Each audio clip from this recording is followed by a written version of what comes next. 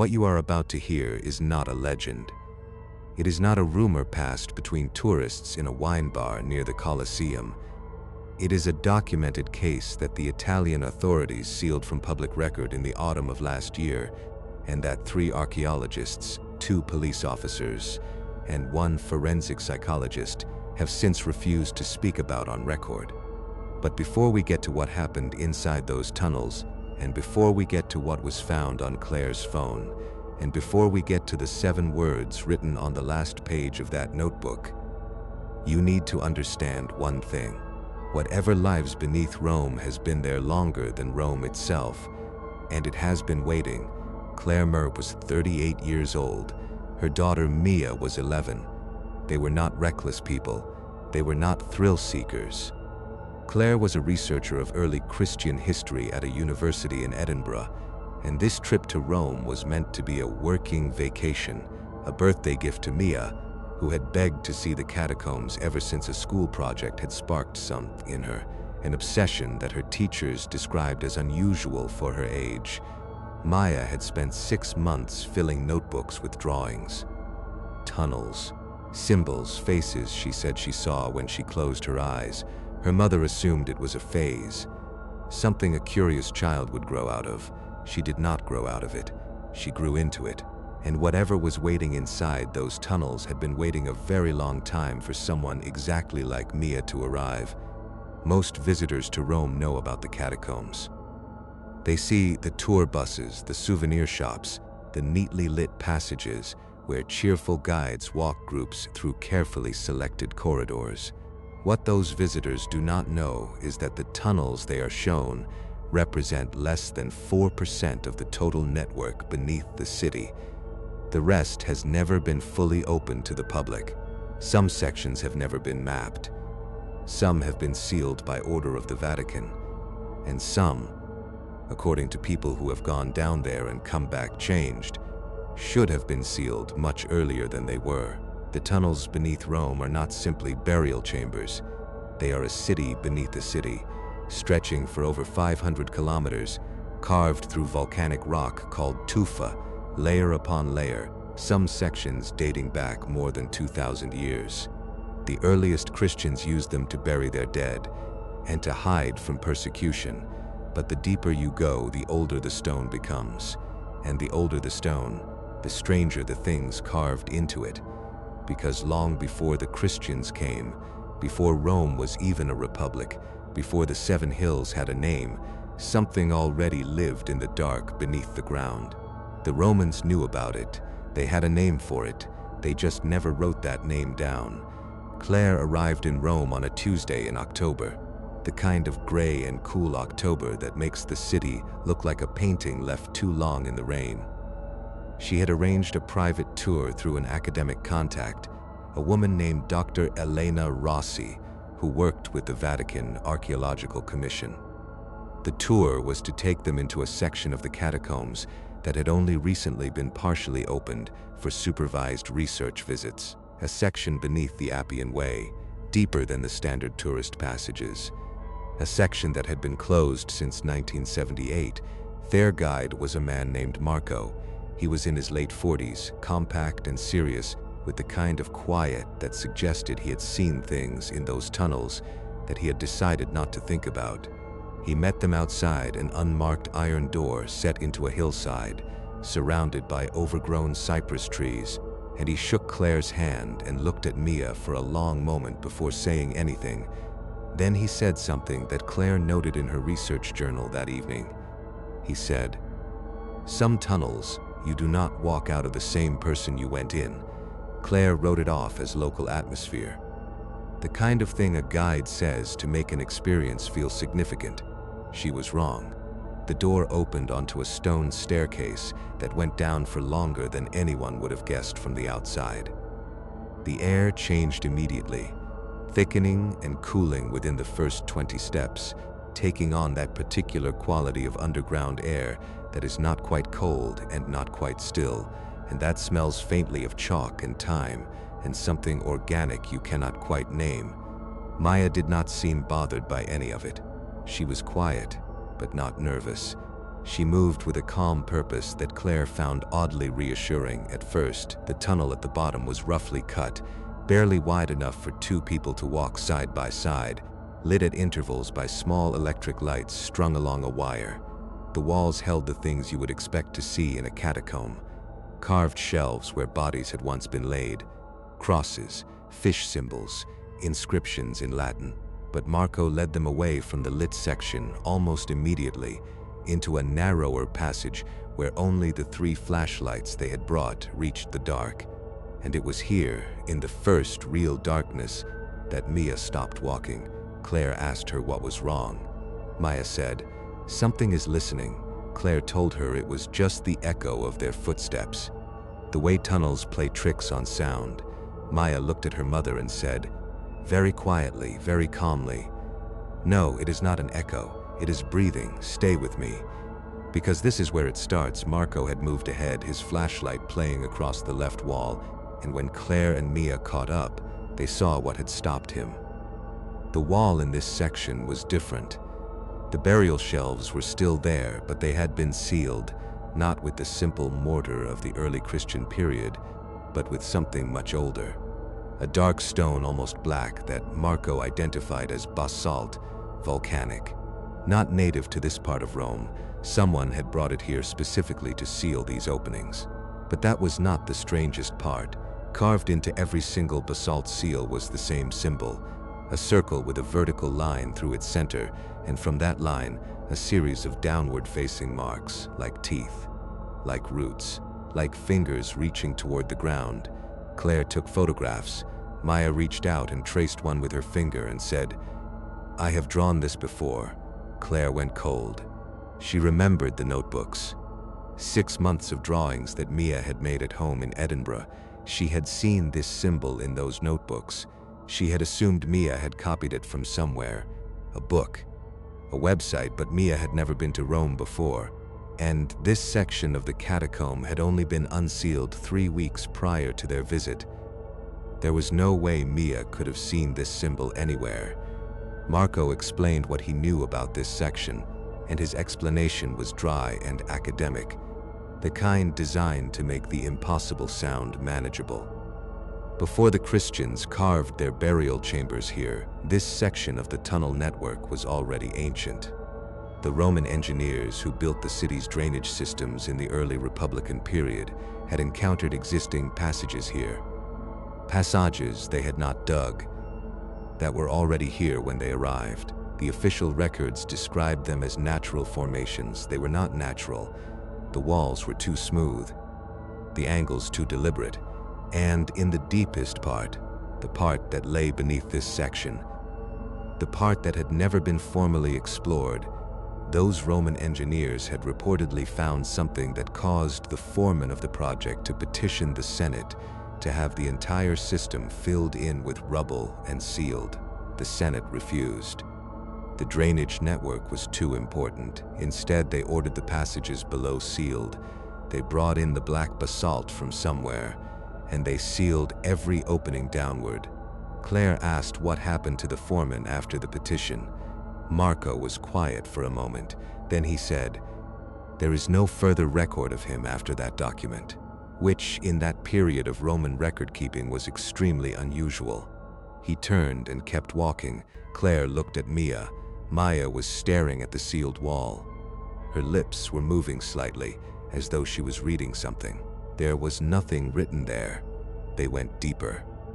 The passage narrowed to single file, and the ceiling dropped enough that Claire had to tilt her head.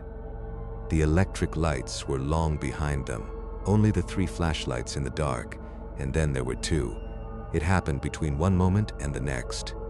Marco was ahead, his light moving steadily, and then it was gone. No sound, no footstep, no exclamation.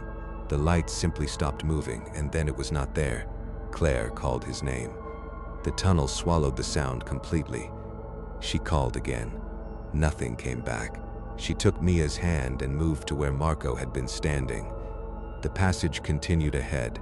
She pointed her flashlight into it, and the beam traveled 15 meters, 20, 25, and found nothing but tunnel and stone and total silence. She turned around to look behind them, and the passage had changed. The basalt seals were gone. Every burial shelf along the walls now stood open, and from each one came a smell that Claire would later describe to the forensic investigator as the smell of something that had been alive very recently, but was not anymore. She should have run at that point. She knows that now, but Mia was pulling her forward, not back. And Mia's face had an expression that was not fear, and was not excitement, and was not any emotion that Claire recognized from 11 years of knowing her daughter's face. They found Marco 8 minutes later. He was standing in a small chamber, a natural widening of the passage, facing the wall. His flashlight was on the ground beside him, pointing upward at the stone, and the light showed something that had not appeared in any of the research photographs Claire had been given before the trip. A carving, not the simple symbols of early Christian Rome, not the funeral art of the upper chambers, something different entirely. A figure, roughly 7 feet tall, as carved, with proportions that were almost but not quite human. The legs were too long. The arms hung below where the knees would have been. The head was featureless except for what appeared to be a wound or an opening at the center of the face.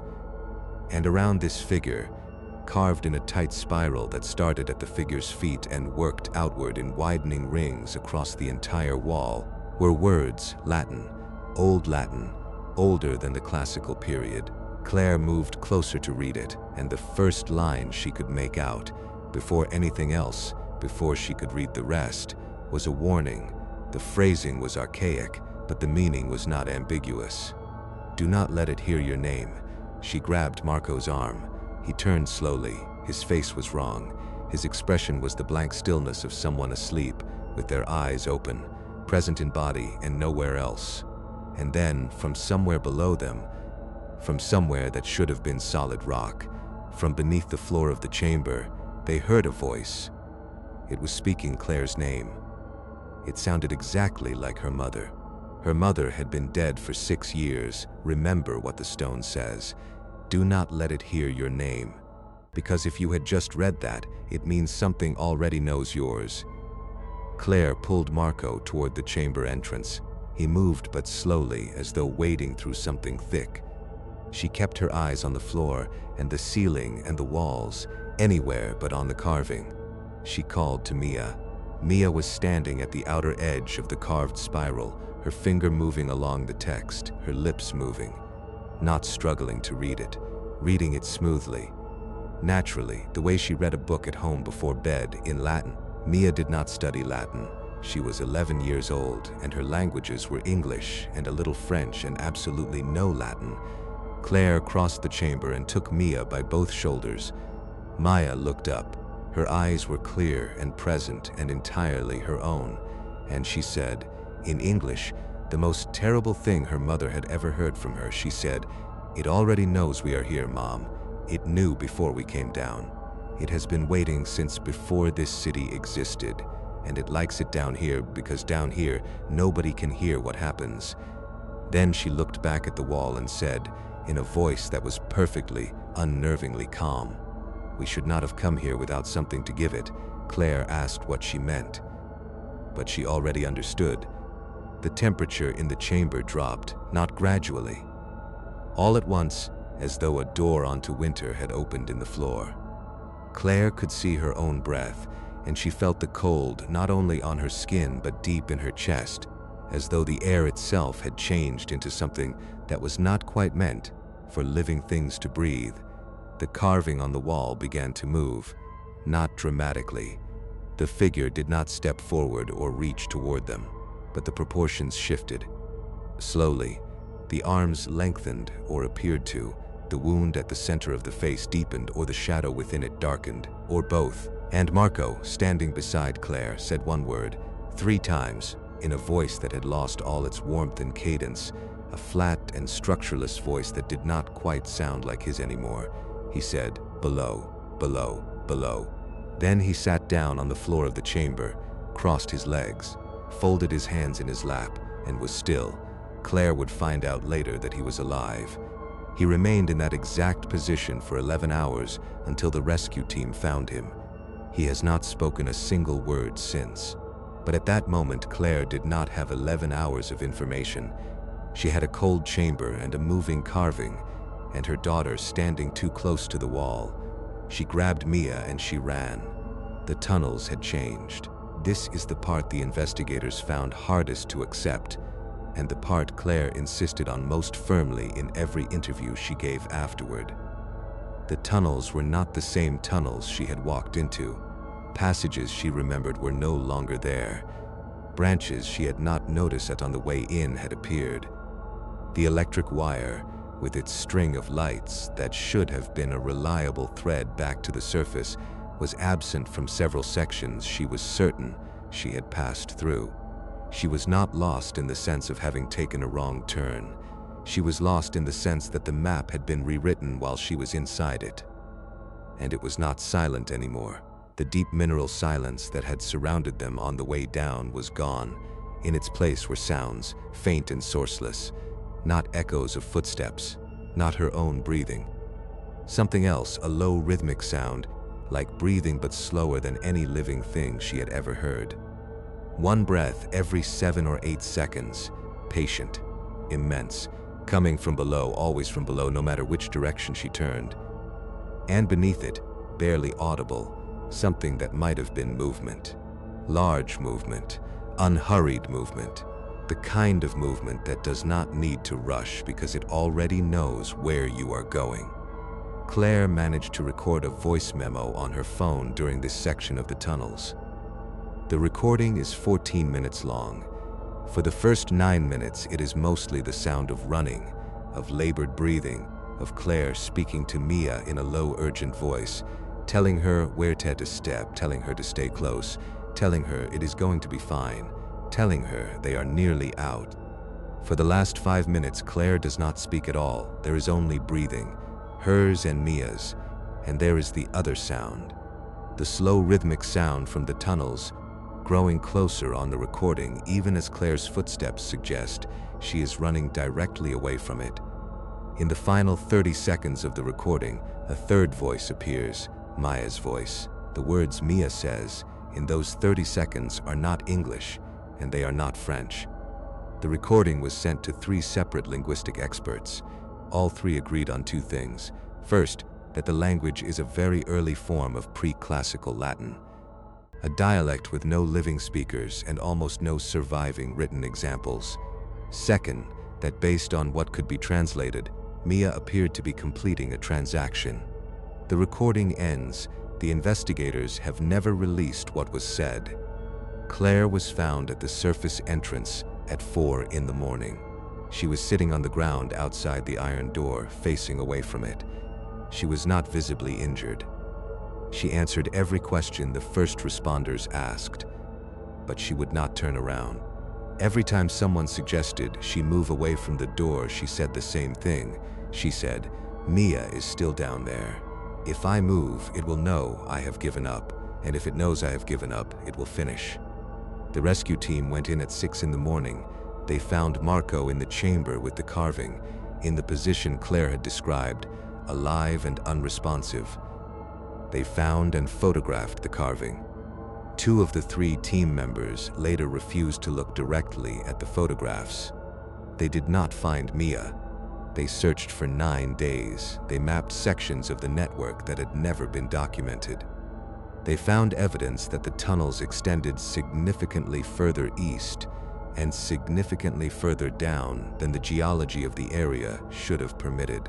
And in a chamber approximately 300 meters below the sealed basalt level, in a section that appeared on no existing map, they found a collection of objects, small objects, personal objects, a leather sandal, a bronze hairpin, a wooden toy carved in the shape of a bird, a small sewn pouch, objects that an archaeologist estimated spanned several centuries, possibly longer. The most recent object in that collection was a child's notebook, blue cover, a drawing of tunnels on the front.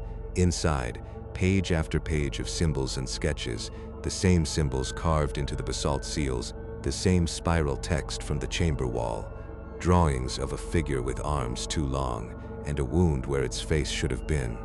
And on the last page, in handwriting that forensic analysis confirmed was Mia's, 7 words in English, 7 words that the investigators have not released publicly, 7 words that Claire asked to see and was shown, and after reading them said quietly that she did not want to see them again. Claire still goes to that iron door every morning. The Italian authorities have tried to move her. She always comes back. She says the same thing every time. She says she is still down there. And whatever is down there, it keeps what it takes. The door was sealed with concrete 6 months ago.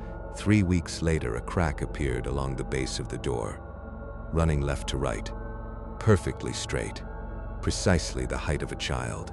Nobody has gone back in. And every morning, in the hour before the sun comes up over Rome, if you stand close enough to that iron door set into the hillside under the cypress trees, you can hear something from the other side, a voice small and distant and very far underground, calling a name, and the name it calls is not Mia, it is Claire.